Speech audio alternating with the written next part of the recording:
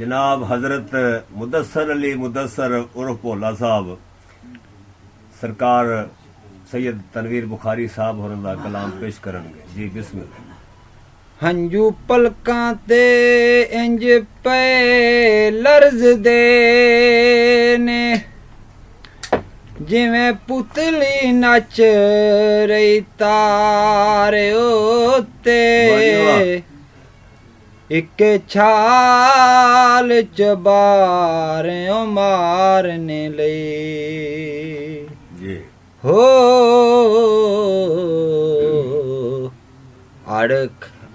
अड़ खड़ा कोई सोच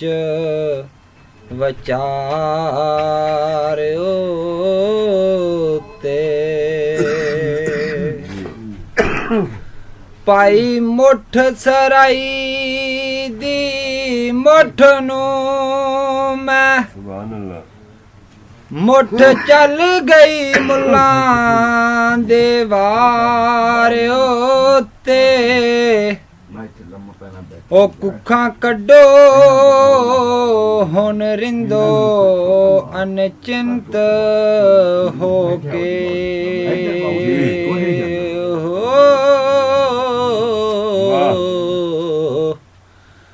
केड़ा खड़ा है कोई पहरेदार उत्ते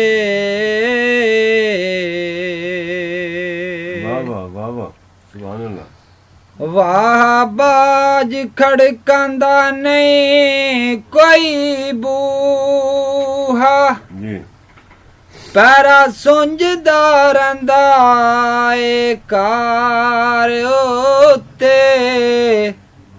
सिर सुठ के विच मराकबे दे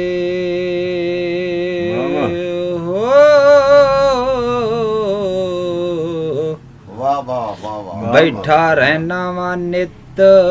मजार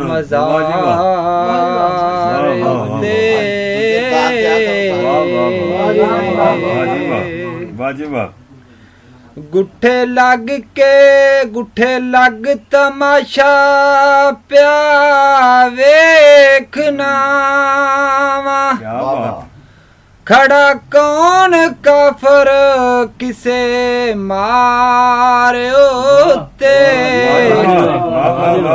होटा रब सबबी आगे आए हो गालब पुख्ता नहीं बीमार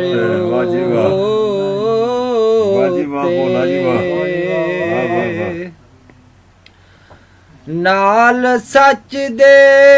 यारियां लान वाले मर जांदे ने हक दे प्यार उत्ते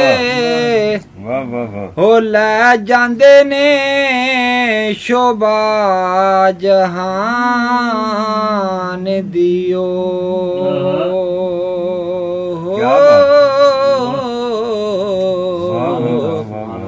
छड़ जांदे ने ना संसार उत्ते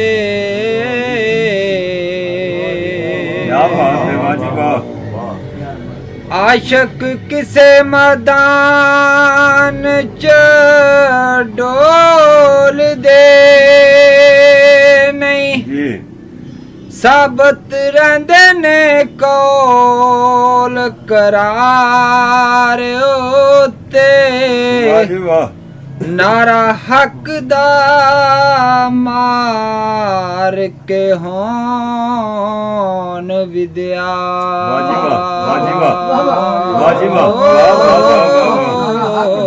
नारा हक दा मार के होन विद्या जिसम लमकदा छड़ के दार उत्ते क्या बात है। पैंडे फन दे पैन तो बो